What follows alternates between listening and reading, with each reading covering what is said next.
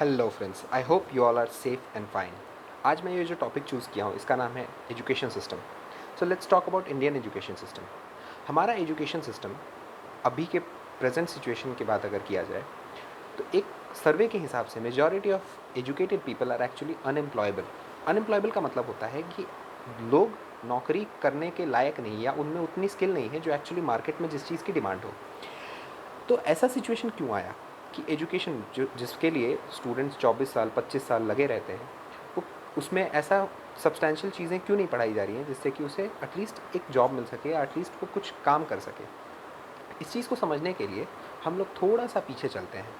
ये टाइम था आज से 100 साल पहले, 150 साल पहले, 200 साल पहले, जब हमारे इंडिया में वैदिक कल्चर हुआ करता था और हमारे इंडिया में गुरुकुल हुआ करते थे। गुरुकुल का कॉन्सेप्ट क्या था? वहाँ पे एक गुरु होते थे और वहाँ पे सारे स्टूडेंट्स को ज़ीरो से लेके इन्फिनिटी तक, मतलब ओवरऑल डेवलपमेंट के बारे में सब कुछ बताया जाता था।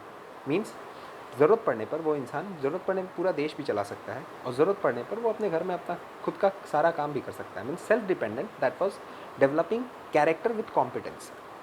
अब आप एक चीज़ समझिए कि जब ब्रिटिशर्स इंडिया में आए तो उन्होंने इस वैदिक कल्चर को बहुत अच्छे से एनालाइज़ किया और उन्हें ये चीज़ें समझ में आ गई कि इनके यहाँ का ये जो कल्चर है ये इतना स्ट्रॉन्ग है कि अगर ऐसा चलता रहा तो हम लोग इस देश पे राज्य नहीं कर सकते, क्योंकि हमारा आधार था स्क्रिप्चर।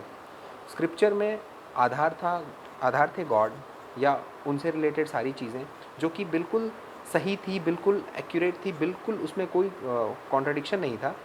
तो क्या था कि जो भी उसका आउटकम मीन्स जितने स्टूडेंट्स होते थे उनमें भी कैरेक्टर होता था, उनमें भी कॉम्पिटेंस होता था, उसमें सारे स्किल्स होते थे जो ज़रूरत है। तो उन्हें ये चीज़ें समझ में आ गई कि भाई इंडिया में राज करना है तो इस सिस्टम के का कुछ करना होगा। So what they started criticising it, they started saying it as an Indian Hindu mythology. तो ये माइथोलॉजी शब्द के बारे में एक छोटा सा डेफिनेशन, मतलब ये है कि इन लोगों ने हमारे ही स्क्रिप्चर के बारे में हमारे ही दिमाग में एक संदेह दे दिया कि आप जिसको राम बोल रहे हो या आप जिसको भगवान बोल रहे हो, क्या आपने उसको देखा है? This was their first question. So counteract अगर किया जाए तो हमने तो ब्रिटिशर्स के पूर्वज को भी नहीं देखा है, तो हम तो ये नहीं कहेंगे ना कि वो आसमान से गिरे हों। ऑब्वियसली उन्होंने, क्योंकि ऐसा बताया, हिस्ट्री में हमने ऐसा पढ़ा कि भाई वो इंग्लैंड से आए थे, हमने तो इंग्लैंड भी नहीं देखा था, तो हम क्या ये मान लें कि इंग्लैंड एग्जिस्ट नहीं करता है? So this is just illogic.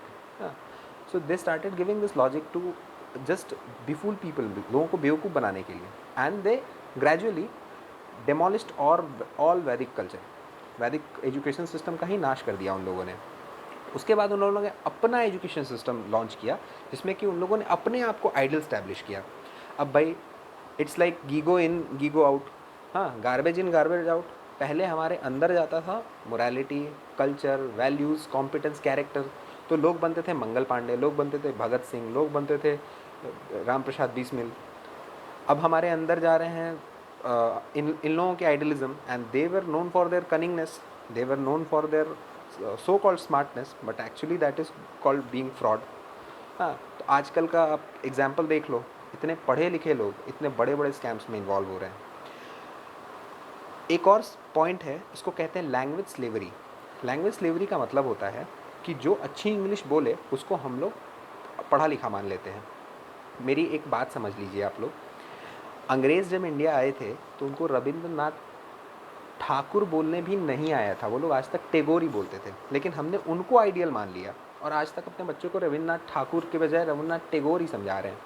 हाँ, लेकिन हमारी एक गलत प्रोनाउंसिएशन पे हमारे पूरे एकेडमिक्स को वो लोग ज़ीरो मान लेते हैं कि he is not having good English, तो he is not suppose to be here.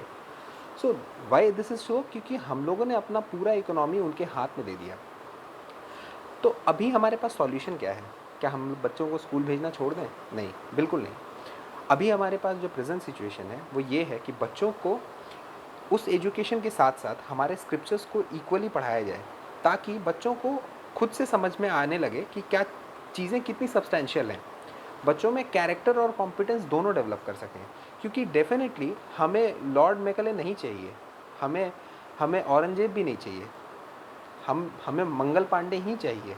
हमें वैसा ही आदमी चाहिए जिसमें कैरेक्टर हो, उसके कॉम्पिटेंस से हमें कुछ नहीं करना है। आतंकवादी भी बहुत कॉम्पिटेंट रहते हैं, हमें ऐसा समाज नहीं बनाना जहाँ लोग कॉम्पिटेंट हों बट उनमें कोई कैरेक्टर नहीं हो, क्योंकि उस कॉम्पिटेंस का कोई यूज़ नहीं है। सो Friends, if you really want to get a direction in education system, start scrutinising scriptures. आप स्क्रिप्चर्स पढ़िए, भगवद गीता पढ़िए, उसमें जितनी चीज़ें हैं उसको लाइफ में अप्लाई करके देखिए. And this is my personal experience boss, fail नहीं करोगे आप. So just stay healthy, stay safe.